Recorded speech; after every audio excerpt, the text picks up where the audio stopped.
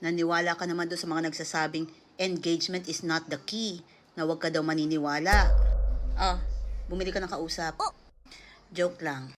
Just like this coin, may dalawa siyang side.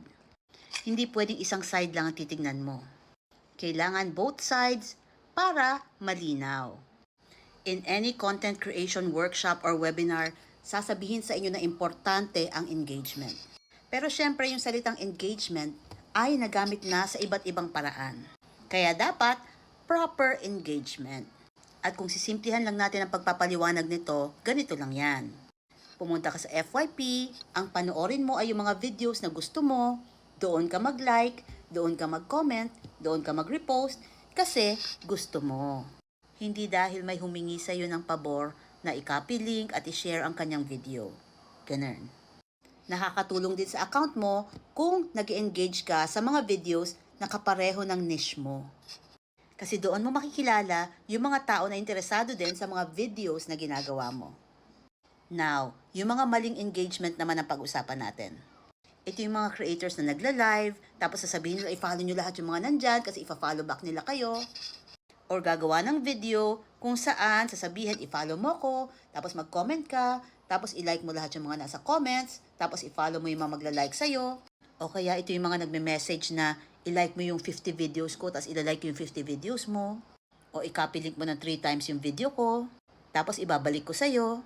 Don't get me wrong, maraming gumagawa nito at dumadami din naman yung followers nila. At yung mga growth coaches na gumagawa nito, marami rin silang natutulungan ng mga beginners. Huwag tayong one-sided na ay sila lang ang nakikinabang niya sa mga grow accounts na yan. Whether it's proper engagement or not, marami pa rin silang natutulungan. So huwag natin silang i-discredit.